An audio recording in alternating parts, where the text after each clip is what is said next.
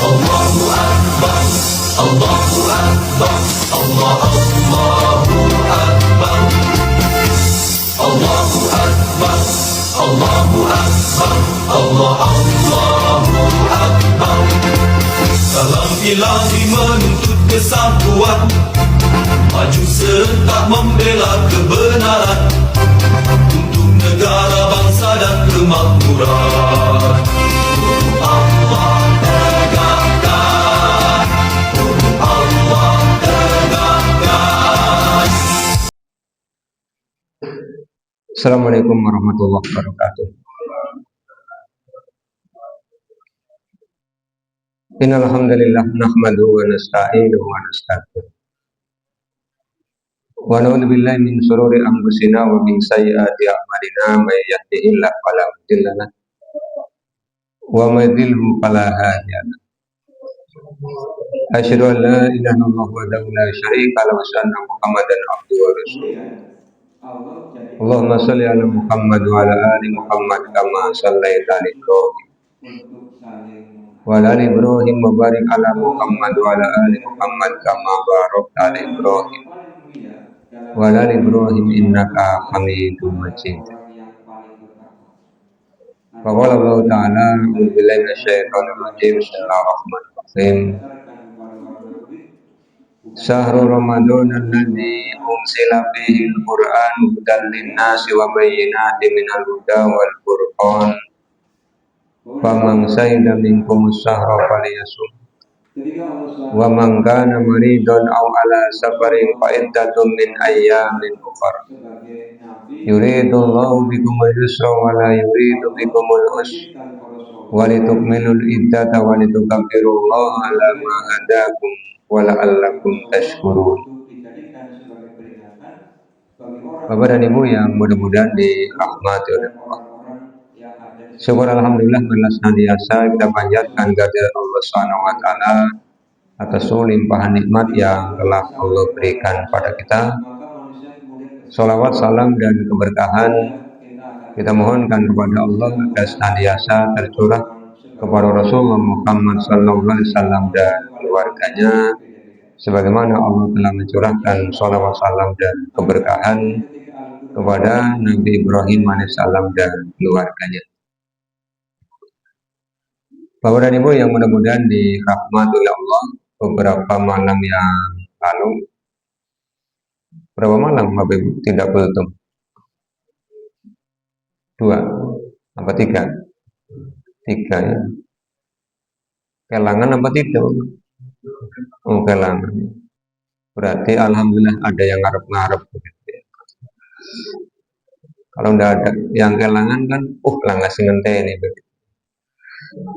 Di 2 atau 3 malam yang lalu kita sudah kaji Al-Baqarah 185 tentang Allah menurunkan Al-Quran dengan beberapa tujuan.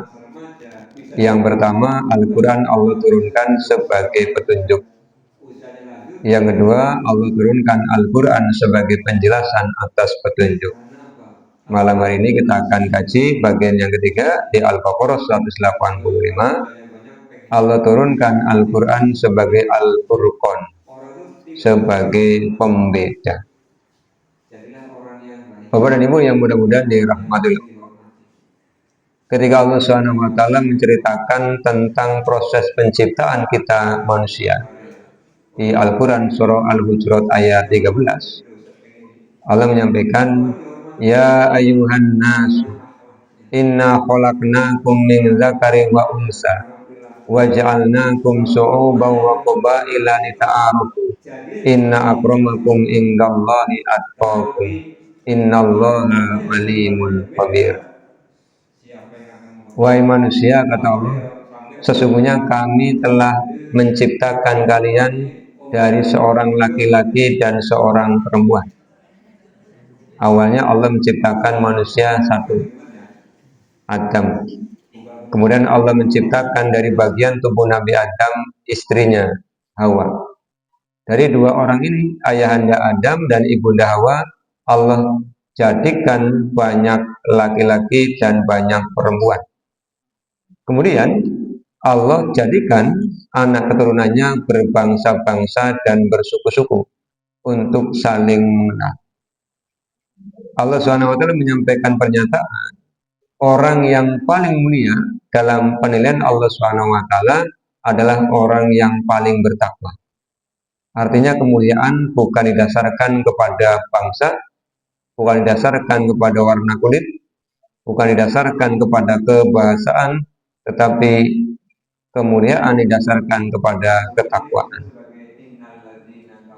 Bapak dan Ibu yang mudah-mudahan dirahmati Allah.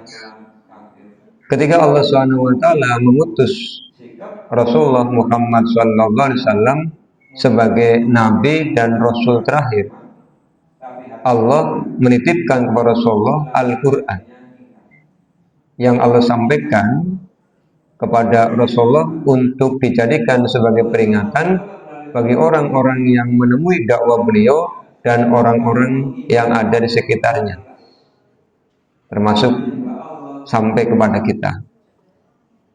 Ketika Al-Quran sampai kepada manusia, maka manusia kemudian bersikap. Disinilah kita akan melihat fungsi Al-Quran sebagai Al-Furqan, sebagai pembeda, karena sikap manusia kepada Al-Quran berbeda-beda. Yang pertama, ada orang yang ketika Al-Quran datang, kemudian dia menyambutnya, dia mengimaninya, perintah-perintahnya dia laksanakan, larangan-larangannya dia tinggalkan dengan penuh kerelaan. Maka kelompok ini oleh Allah diberi predikat mukmin. Jadi mukmin adalah predikat terhadap sikap manusia yang mau mendengar dan mau mentaati. Al-Baqarah ayat 285. Kemudian yang kedua, ada orang yang ketika Al-Quran datang kepada mereka, lahiriahnya mereka menerima, tetapi batiniahnya mereka tidak. Sehingga oleh Allah kemudian disampaikan di Al-Quran surah Al-Baqarah ayat 8, wa minan nasi may yaqulu amanna billahi wa bil yaumil akhir wa ma hum bimu'minin. Dan di antara manusia ada orang yang mengatakan kami telah beriman kepada Allah dan kami telah beriman kepada hari akhir, tapi kata Allah mereka tidak beriman. Orang seperti ini kemudian diberi predikat munafik. Jadi munafik adalah predikat terhadap sikap yang pura-pura beriman tapi hatinya menyembunyikan kekafiran. Ini Al-Furqan. Mukmin, munafik itu orangnya yang memilih. Kemudian yang ketiga, ada orang yang ketika Al-Quran datang, dia sama sekali tidak mau.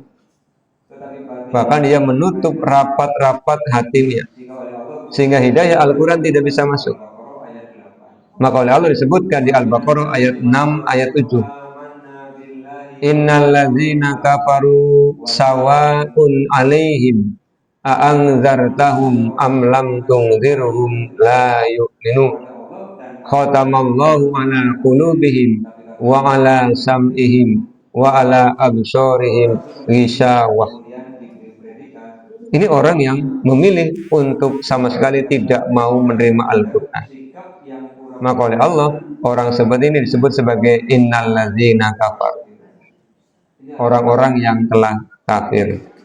Jadi mukmin itu sikap orang yang menerima, mentaati. Munafik itu orang yang pura-pura menerima tapi hatinya ingkar. Kafir itu lahir batinnya ingkar. Ini Al-Furqan. Kemudian yang keempat, Allah SWT melalui Al-Quran telah berpesan kepada manusia kalau mengimani Allah totalitas, kalau menyembah Allah mukhlis. Maka Allah sampaikan di Al-Bayyinah ayat yang kelima, wa ma umiru illa liya'budullaha mukhlishina lahuddin hunafa'a wa yuqimus sholata wa yutuz zakata wa dzalika dinul qayyimah. Kata Allah, tidaklah mereka diperintahkan kecuali menyembah Allah dengan mukhlis.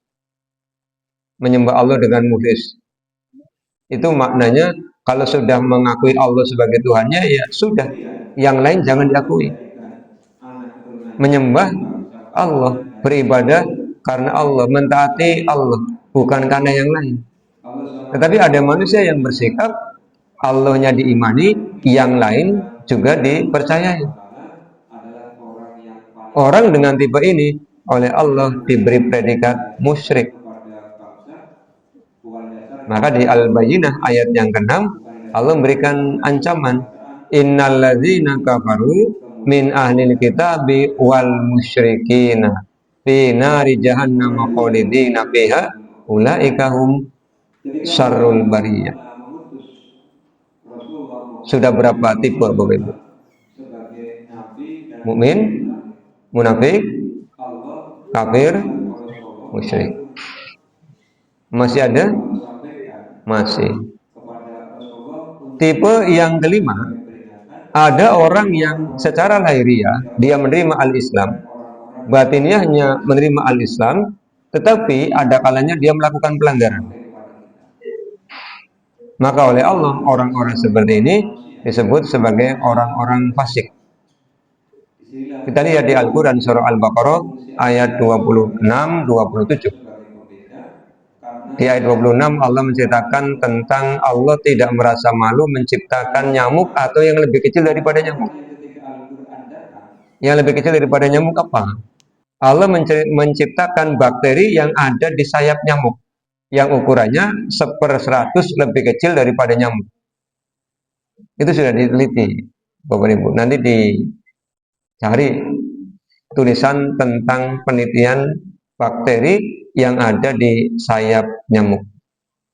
Jadi Allah menyampaikan, innallaha la yastahi ayyadriba masalam ma ba'udatan fama fawqa. Allah tidak malu menciptakan nyamuk atau yang lebih kecil daripada nyamuk. Tetapi orang-orang yang tidak beriman, wa ammal ladzina kafaru fayaquluna madza aradallahu bihadza masalah. Mereka mempertanyakan, buat apa sih nyamuk diciptakan? Allah jawab, yudillu bihi katsiro wa yahdi bihi katsiro wa ma yudillu bihi illal fasikin. Ada kelompok orang yang disebut sebagai orang fasik. Bagaimana ciri mereka? Kata Allah ada 3. Yang pertama, alladzina yanquduna ahdallahi min ba'di mitsaqih. Orang yang suka ingkar janji. Itu berarti ada 1/3 sifat fasik pada dirinya. Maka Bapak Ibu, kita sudah kaji tentang janji. Ingat, kalau sudah diucapkan maka wajib ditepati. Jangan sampai janji-janji tinggal janji. Jangan sampai kau yang berjanji, kau yang mengingkari. Jangan sampai kau yang mulai, kau yang mengakhiri.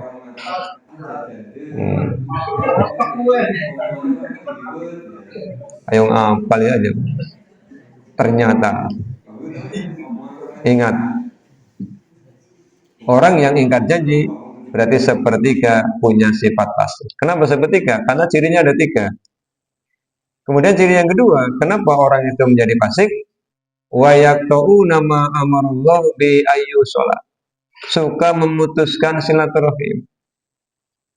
Ini sudah kita kaji ketika menerangkan materi wal afina anin nas. Yang menyebabkan orang suka mufarraqah itu karena dalam hatinya menyimpan dendam. Ada gengsi yang sangat tinggi. Sehingga ketika tersakiti, sudah orang yang minta maaf pun tidak dimaafkan. Sehingga ketika ketemu, bisa saja kalau ketemu nanti membuang wajah. Atau melakukan meeting-meeting. Kayak kepiting, melakukan meeting-meeting. Ini mufarraqah. Kadang-kadang perkaranya sepele. Apa perkaranya? Sajate anyar ketekan cane ora terima. Ini orang batiran sajate anyar ketek. Kita lupa bahwa waktu kita sekolah sepatu anyar bete tek orang apa kan. Kenalan itu udah budak sikile. Sepatu putih balik dari ireng separuh ketek pucuk. Apa jengkel? Tidak. Jadi kadang-kadang kita ketika masa anak-anak, masa remaja bisa jadi pemaaf, Tetapi kenapa ketika sudah dewasa, apalagi sudah usianya lanjut, tidak bisa jadi pemaaf? Karena apa? Ada sindrom usia. Jadi kalau sudah usianya banyak, pengennya dihormati terus. Tidak harus. Orang itu tidak usah pengen dihormati. Jadilah orang yang baik, bukan orang yang pengen dihormati. Wong tidak upacara kok pengen dihormati.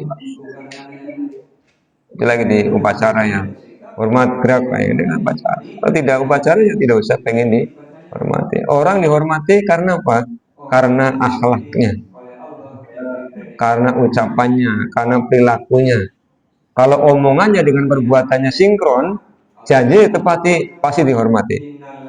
Tapi kalau ucapannya dan perbuatannya berbeda, siapa yang akan menghormati? Apalagi kalau sampai orang mengatakan aja jandel, kayak wong kae, omongannya orang kena diliwet, misalnya gitu. Bapak Ibu tahu ya, omongan orang kena diliwet ya. Bukan kemudiannya bener apa, wong tutup beras, bukan maksudnya omongannya tidak dapat dipercaya. Sudah tidak ada yang menghormati. Makanya jangan suka memutuskan silaturahmi. Kalau ada orang yang minta maaf, dimaafkan. Kalau kita salah, minta maaf, selesai. Seperti anak-anak itu. Anak-anak kecil itu kalau ada persoalan, berkelahi, selesai. Tidak kemudian berhari-hari. Apalagi sampai 3 kali puasa, 3 kali lebaran, tidak mau maafin. Iya, malu sama usia ya, sudah sepuh-sepuh musuhan. Sudah kayak gitu ternyata anak-anaknya senang. Pan besanan orang sida akhirnya kan. Orang bisa bapak musuhan kan begitu. Jangan sampai terjadi. Kemudian yang ketiga, ciri dari orang fasik itu wa yusiduna fil ard. Kata Ibnu Katsir itu wa yusiduna fil ard artinya suka merusak syariat. Aturannya A ganti A plus 1, aturannya B kurangi B minus 1. Ini orang fasik. Kalau tiga-tiganya ada, sempurnalah dia menjadi orang yang fasik. Itu yang mengelompokkan Al-Quran berdasarkan sikap manusia. Bapak dan Ibu yang mudah-mudahan dirahmati Allah. Yang selamat siapa?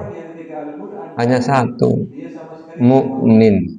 Makanya kata Allah, qad aflahal mu'minun. Sungguh beruntung orang-orang mukmin. Lanjutannya dibaca di Al-Qur'an surah Al-Mu'minun ayat 1 sampai 11. Jangan sampai kita jadi orang munafik, jangan sampai jadi orang musyrik, jangan sampai jadi orang kafir, jangan sampai jadi orang yang fasik. Jadilah orang mukmin. Pasti beruntung kata Allah. Ini fungsi Al-Quran sebagai Al-Furqan. Bapak dan Ibu yang mudah-mudahan dirahmati Allah. Demikian, walakum minkum. Assalamualaikum warahmatullahi wabarakatuh.